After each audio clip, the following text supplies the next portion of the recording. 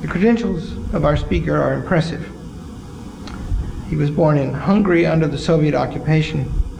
His family fled from there in '56 when the Great Hungarian Uprising, one of the most inspiring and one of the most tragic things ever to happen in the history of tyranny, came about. This event was formative in the life of Peter Schramm.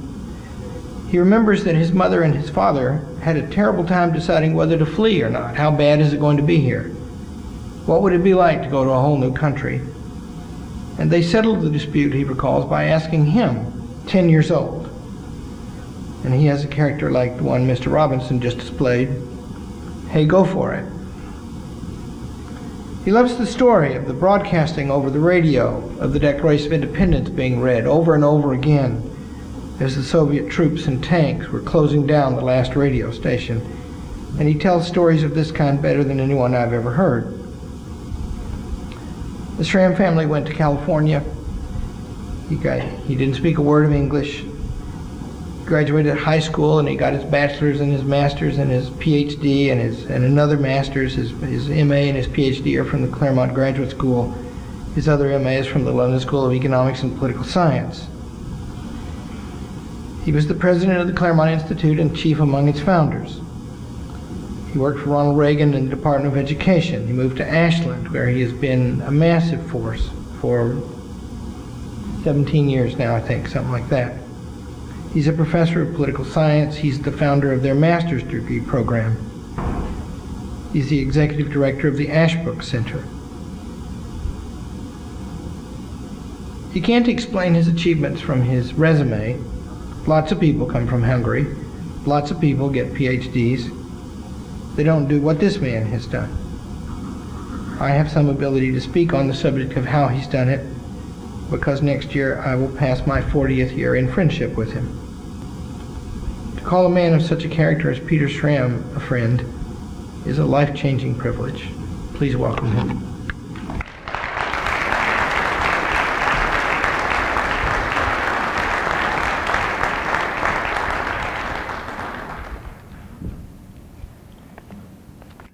I think that was a wonderful introduction. You can see why he's president of a college. He lies well. Thank you very much for having me. Congratulations to your graduates. Congratulations to your parents, and of course to your teachers. Those teachers have helped you find your mind and also free your mind from some passions and interests, but most importantly from some mind-forged manacles. I am honored to be here, actually honored to be here, because I hold this exceptional school in the highest respect and regard.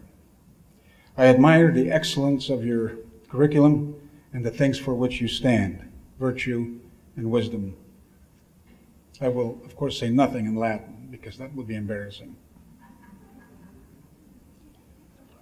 Because of what you purpose, of who you are and what you represent in this goodly framed world, I am also humbled to be here, as my heart is filled with gratitude for the opportunity to talk about liberty and learning in front of such an august audience, and I don't exclude Dr. Arndt from that.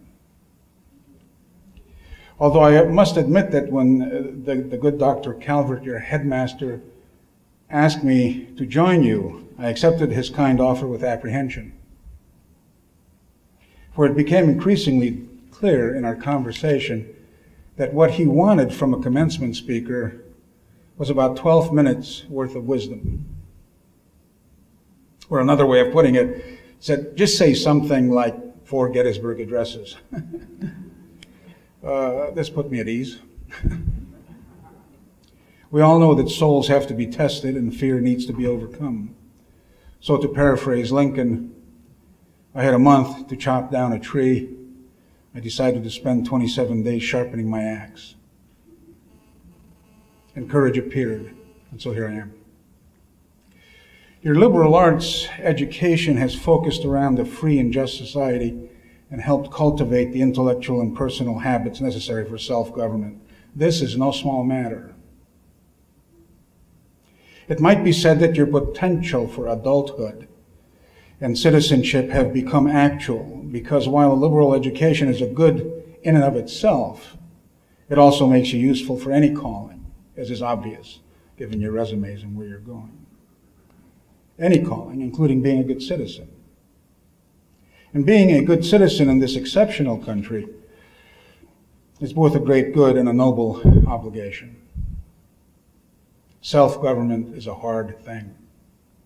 It is in this country where the freedom of your mind is directly connected to political freedom, and in this country only. Mark Twain praised Americans for being inventive. Indeed, he said, their greatest invention is freedom. Our greatest invention is freedom. The founders and Abraham Lincoln agree with this. You have had conversations with the greatest books of the West, and by this I mean the greatest minds. And you may even have made friends with them, going back to them from time to time, asking them to consider or reconsider some point having to do with the true or the good or the beautiful. Certainly, you will also do this in the future, because once you get a hold of that conversation, you will not be able to let it go. I think you know this already. Your mind will always be captivated by Booker T. Washington's argument for excellence and the conditions of freedom, or Jane Austen's eloquent interpretation of love and friendship, or why the great King Lear was unable to perpetuate the seemingly perfect political monarchy,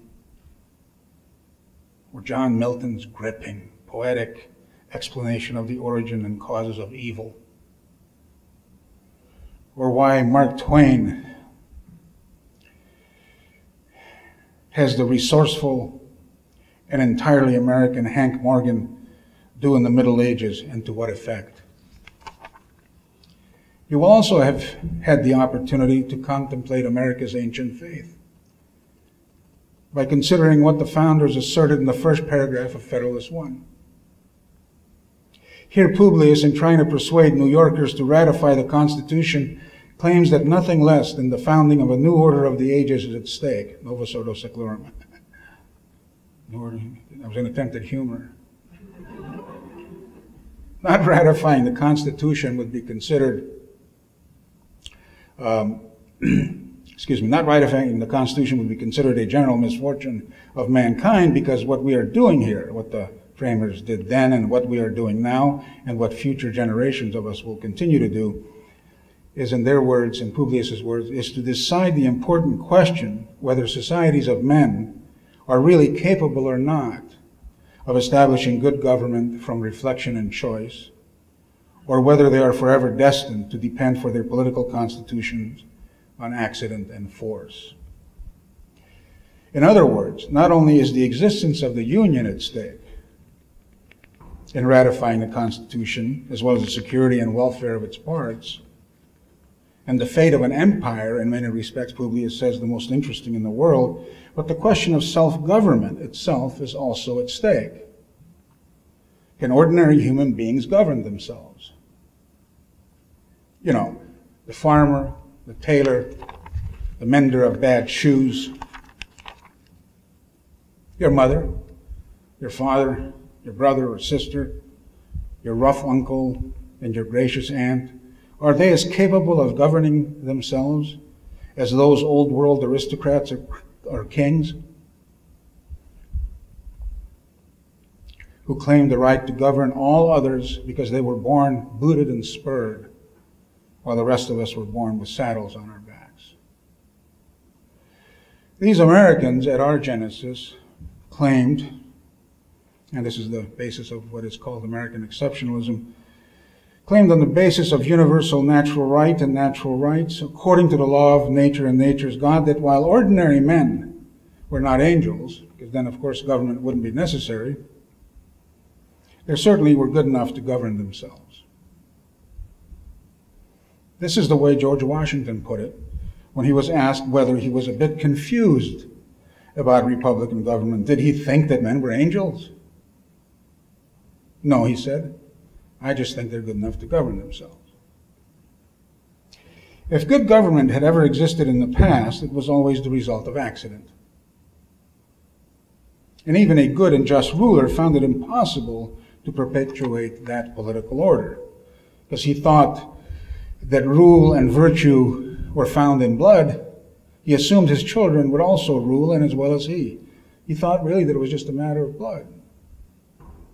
But of course, what happened is that his sons turned out different directions, and they all became tyrannic in one form or another. So the regime changed, and that change was always violent. Again, the strongest came to rule.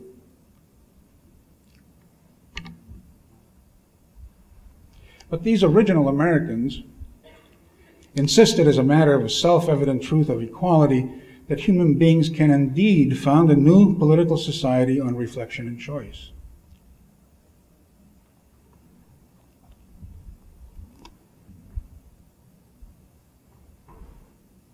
Since all men are by nature equal and free, no man has a right to rule another without his consent, as men by nature have a right to rule over their dogs. I was going to say dogs or cats, but you all know we can't rule over cats, so that confuses the argument. If you don't know what I mean by that, read Kipling. Cat that walked by himself and all places are alike to him.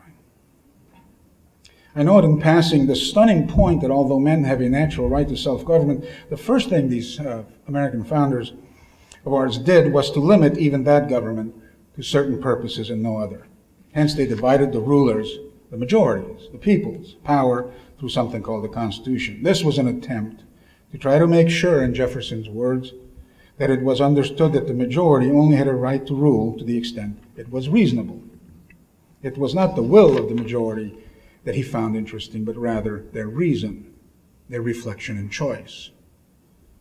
Men now understood that they would rule and be ruled in turn, and each for a certain limited time, each majority securing the rights of all, not only its own interest. The Americans invented a new form of politics, the politics of freedom. This was clear by the election of 1800. Abraham Lincoln gave one lecture. You know what I mean by that. Instead of talking, thinking out loud, he read what he wrote, and he was didactic about it. He even had a lectern. He only gave it a few times because it didn't scour. I'm going to refer especially to the one called the Second Lecture on Discoveries and Inventions, and although there is another called the First Lecture on Discoveries and Invention, it's probably just part of this one, so I'm going to ignore it for now, and scholars disagree about whether those two lectures are separate or not. So I stick to the Second Lecture on Discoveries and Invention and just point to one thing in it. The rest of it is very interesting to read. I think this lecture is a fine piece of thinking and writing from our least educated president. He considers the nature of language, why speech is natural or the gift of God, why human beings have language. Because the original impulse of our nature, he argues, is the inclination to exchange the thoughts with one another. He also asserts that something is missing, and that something is writing. And that is an invention. Writing is an invention. And Lincoln calls it the greatest invention of the world. And he further argues that the invention of printing, coming along some 3,000 years after the invention of writing, helped cause a great change in human affairs. Until writing was attached to printing, those who could read were the few. And they cultivated the thought that partly because of this, they were superior to the others who could not read. The printing press made possible the dissemination of books, and eventually books got into the hands of those who heretofore had been told they were incapable of this mystery. Lincoln argues, and I quote, "It is very probable," Lincoln says, "almost certain, that the great mass of men at that time were utterly unconscious that their conditions or their minds were capable of improvement." They not only looked upon, still Lincoln, they not only looked upon the educated few as superior beings, but they supposed themselves to be naturally incapable of rising to equality. Let me repeat that, because I think it's shocking. not the way we talk anymore, is it? They not only looked upon the educated few as superior beings, but they supposed themselves to be naturally incapable of rising to equality. To emancipate the mind, Lincoln continues, to emancipate the mind from this false and underestimate of itself is the great task which printing came into the world to perform. Before printing, Lincoln argues, the slavery of the mind was strong, and it took quite a while, and I'm quoting again, to break its shackles and to get a habit of freedom of thought. It is, in this connection, a curious fact, Lincoln says, that a new country is most favorable, almost necessary, to the emancipation of thought and the consequent advancement of civilization and the arts. Unquote. You know where this is going. Republican government is dependent on human nature and human right, and the self-knowledge of ordinary human beings that they don't have saddles on their backs, that both their conditions and their minds are capable of improvement. It should not surprise us that Abraham Lincoln's father was a poor farmer, a scratch farmer, and Abraham Lincoln decided that he did not want to do that anymore on his 21st birthday, and he left and never saw his father again.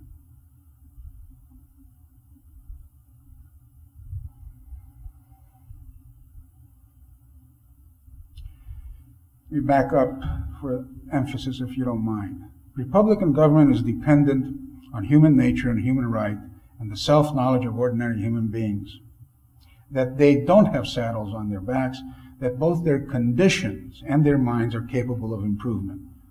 Indeed, let the mind immersed in the liberal arts, the arts of free men, and those minds and those men will establish a habit of freedom of thought and will come to understand, as you graduates have, that they are capable of rising to the level of equality demanded by self-government. So the political dark ages end with this new land rising as a city upon a hill, arguing with manly eloquence in favor of human nature and human right, in favor of the apple of gold and the picture of silver, in favor of the metaphysical freedom of the mind, and arguing that it is connected to the political freedom of this new order of the ages, where ordinary human beings rule one another through reflection rather than force. This leads to good government, and it is by design rather than by accident and force. And therefore we, you and all of us, will be held responsible for its perpetuation. In this rough and tumble world where force and fraud still rule. No wonder that Abraham Lincoln called us God's almost chosen people. Some task. The Hillsdale Academy has helped you find your mind and establish those habits of freedom necessary for self-government. You now know what Lincoln meant by saying, "As I would not be a slave, so I would not be a master." And you know why Huck and Jim became friends on a raft, and why there they feel mighty free and easy and comfortable. That you will prosper in this new world, I have no doubt, as you will keep proving to the world that free men can be prosperous. But I also know you will have enough virtue to get hold of the conversation again about freedom and friendship and wisdom. And may you continue to reflect and deliberate and choose as you appreciate how the opportunity of being a good citizen in this exceptional country is both a great good and a noble obligation. Congratulations to you, and thank you.